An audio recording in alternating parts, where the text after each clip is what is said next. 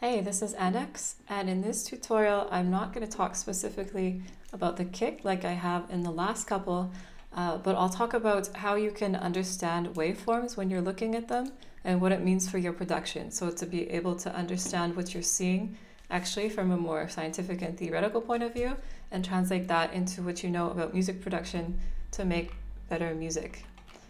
So these are the three parts of the kick I talked about in the last tutorial. So we have the bass, and it sounds like this.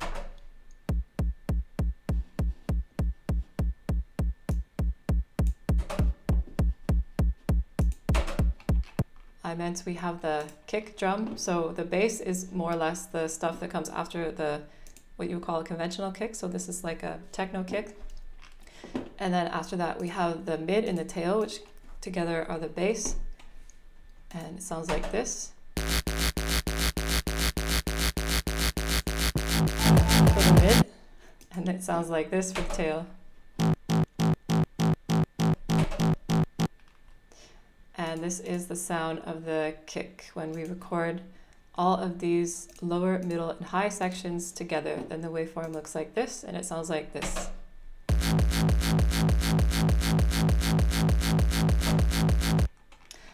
And we can kind of estimate the quality of our kicks by looking at the waveform in a few different ways. So with hardcore and with Frenchcore, you really want to have like a box of sound. And by that, I mean you want to have relatively constant amplitude, so gain, across the whole kick. And you want it to be almost as loud as possible across the whole kick because it should be the loudest thing in your mix.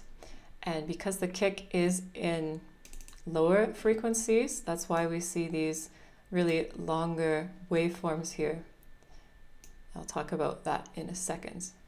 So it's not going to be a very excited waveform like if you had notes playing in the more treble octaves and the treble clefs. It's going to be a lot slower than that, and you see that actually represented in this waveform. We can use like a reference kick like this just to see how the waveforms line up with each other in general, and we can also use a spectrum analyzer to do that a little more targeted.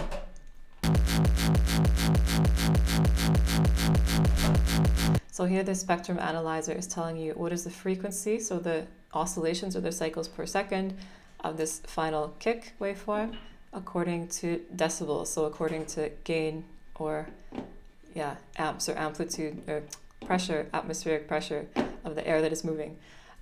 So when we have 0 decibels at the top here, it's the loudest possible, and we have negative infinity decimals means it basically doesn't exist.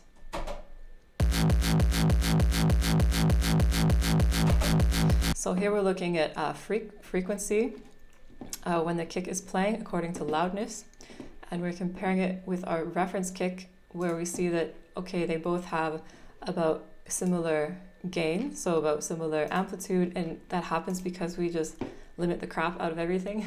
So we just keep pushing and pushing and pushing the waveform larger to reduce the transients and to make it more consistently loud because you're reducing the dynamics, but the trade-off is you get a louder sound because you can make the waveform bigger in that space.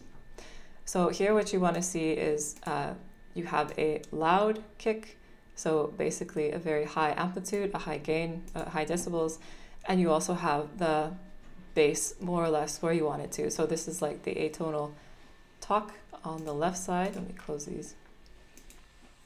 And then you have the middle part, which glues it together, and in mine it's a little more excited because it's quite a crazy waveform. And then you have the tail end, which has some nice stereo cool stuff on it. So you might be asking yourself, what does this mean? So what is a waveform and why do I care? I'm going to tell you, so it makes a little more sense. Okay, so we compared this kick first to some other instruments because when you play different notes, you have a different waveform. So different pitches have different waveforms, and different loudnesses have different amplitudes. So it also influences the waveform. So those are the two things that you're really seeing that make a difference in the waveforms that you're looking at. So what is the amplitude and what is the frequency? So I put these different instruments on tracks and I recorded them out to show you the waveform. And I played these at different notes. So this bass, this is basically like a the bigger cello. That's what I mean by a bass, the string instrument. This is playing at a low A, so that's 55 hertz. And then I have a male vocal, so a male choir, that's playing at 110 hertz. And by this, I just mean I put this in the MIDI note, the key of A1. So you can go to my website and see how you would correlate those frequencies to which MIDI note you want to use. So if I say I want A at 110 hertz, then I put in A1 is the MIDI key. So that's all I'm doing. We also have the violin, so 1 octave higher than that, so 220 hertz, the guitar at 440 hertz, and the flute at 880 hertz. So if you look at this chart, you see that all of these frequencies fall under A here. So that's how we know that when you play an instrument with this frequency, so with this many oscillations or cycles in the waveform per second, you're going to hear this pitch, you're going to hear this note. And we use, different instruments sound better at different frequencies because of the length of the instrument, the size of the instruments, how the sound moves through it, and generally the acoustics of it. And the science of that is pretty cool, but I'm not gonna talk about that because you can talk about it forever. But basically, I chose these instruments to play these notes because they sound good within that range, because that's the range they're normally supposed to play in. So I wouldn't put a flute at like a really low bass A because you just can't get that kind of energy with a flute because it's not big enough and it doesn't have the right timbre. Okay, so I recorded each of these to their own audio tracks just to see what the waveform would look like. So we're playing an instrument we're playing this instrument and this is the resulting audio that comes out of the MIDI instrument.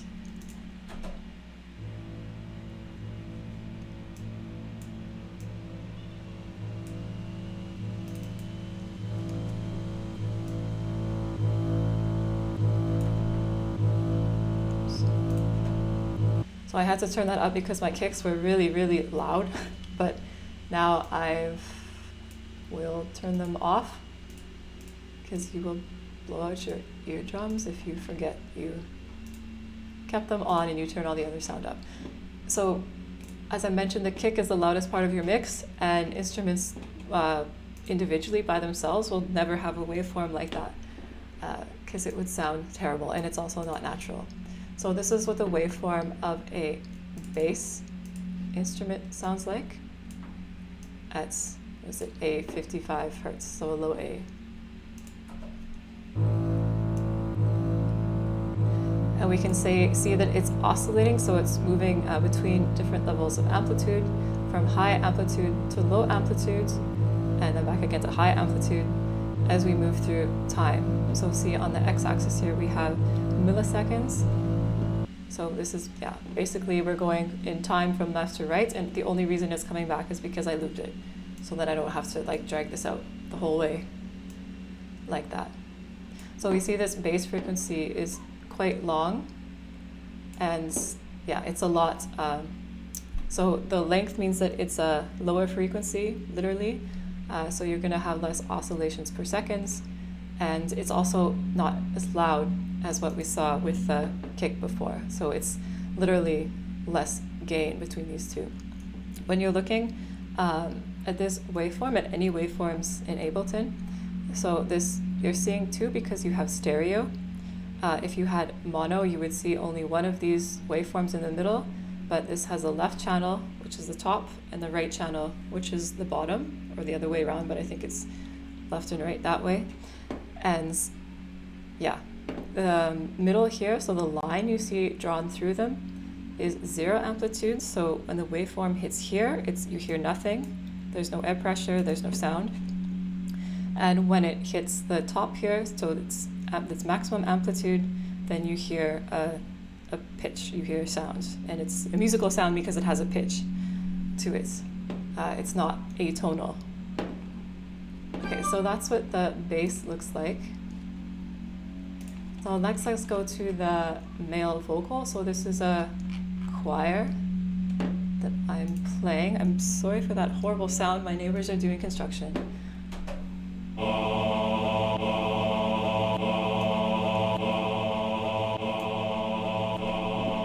It's only clicking because I'm telling it to go back on itself, but this is 1 octave higher. And you can see already that the waveform, there's a little bit more going on, so it's occurring a little more frequently than the bass was already. Oh, the next one we have was the violin, and that was at 220 hertz.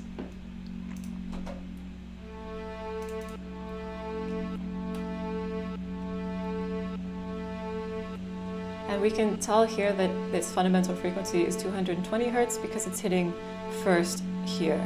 So the first peak in the spectrum is going to be at about 220 hertz. And you can also, sorry, I was talking over that. You can also get this free VST called G-Tune, and I put a link to it on my website, and that will tell you the frequency and the notes of what you're playing.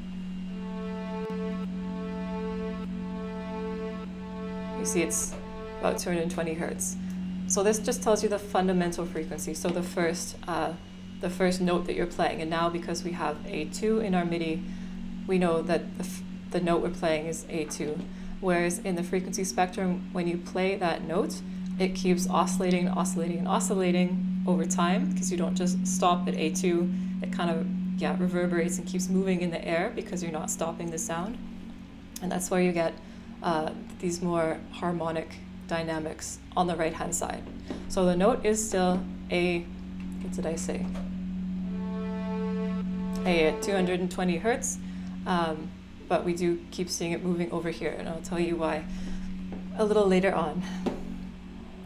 And it's really quiet, and that's why the waveform is really low. You can increase the gain here in Ableton just with the decibels.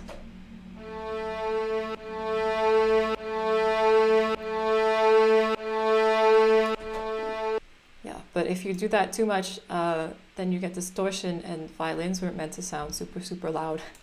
So do what you can, but it's sometimes tricky to make them louder. It's usually better to add like more instruments, so more violins on top of each other, than make one violin really, really loud. So the next one we have is a guitar, and that one's at 440 hertz, so 1 octave up. And again, we know that that's A3 here because we can find A 440 hertz is A3. So if you didn't see my other tutorial, look at it because there's 2 different standards for nomenclature for frequency according to pitch. So this one in your DAW uses this A3 is 440, whereas academic research and concerts and all those other sorts of tuning use the ISO standards where A4 is 440. So that's the only thing that this means. It's not a different tuning pitch, it's just a different nomenclature. So it calls it something different, but it's the same thing. So this is the guitar at that 440 hertz.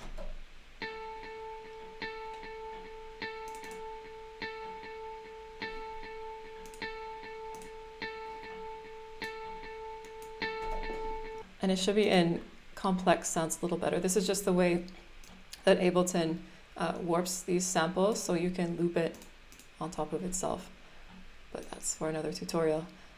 So you can hear it kind of is bouncing also like a little bit left to right, and when you look at the waveforms here, so the left channel and the right channel aren't equally the same to each other. So this means you're going to hear a little bit more movement in the stereo field because it's the interaction between the left waveform, the left stereo field, and the right stereo field with each other. And not stereo, but I mean the influence between the 2 waveforms and what their peaks are doing to either construct or destruct with each other in that stereo field. Okay, and the last one I had above the guitar was the flute. So of course this is a pretty high instrument. It's very small and you can get high frequencies with it. And it also helps me to think about kind of what the instrument looks like. Because then you also envision how this would sound like if you were kind of making orchestra or making some sort of symphonic arrangements, and then you can really understand like how the instruments are more intended to be placed in the stereo field and with their frequencies and their pitch, and also with the notes that they're playing and their presence in the mix. So all of those things are related to each other, but when you visualize that, at least for me, It really helps with my understanding. Okay, so flutes, we're playing at 880 hertz.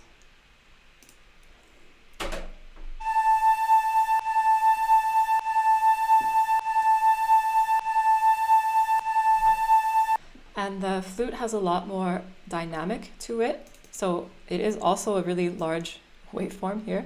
And usually when you go into the higher frequencies, because the waveform is so excited, because the frequencies are literally higher, so literally more oscillations per second, you're going to have a higher perceived loudness too, just because of the way that the sound waves work.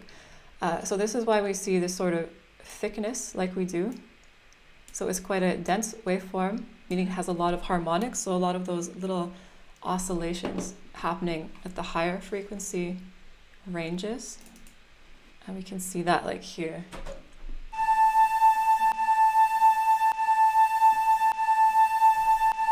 So we see here that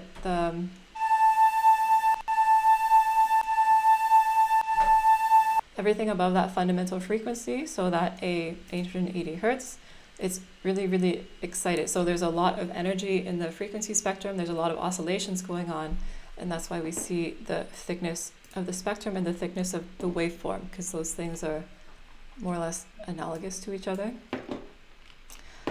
Okay, and again, like we see here when we looked at the guitar, so we have variation in the left and the right, and that's what gives the flute that more stereo image. And it's the same idea as when we're making the kick. We want the kick, the talk, the main like oomph part to be in the middle, and then with the later kind of higher elements, we can have a more stereo spectral image, and that's what's happening with the flute here. So these variations in what's coming out of the left channel and the right channel are going to interact to give you that sense of wideness.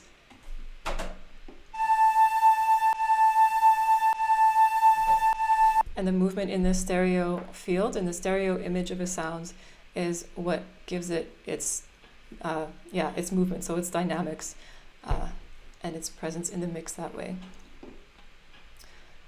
Okay, so I also recorded all of these on top of each other, so we saw independently what the bass, the male vocal, violin, guitar, and the flute looked like, all played at A, but played at different octaves of A, basically,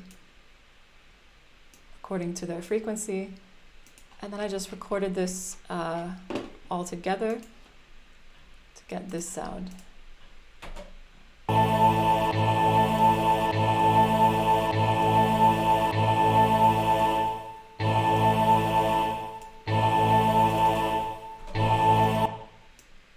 Let me change that.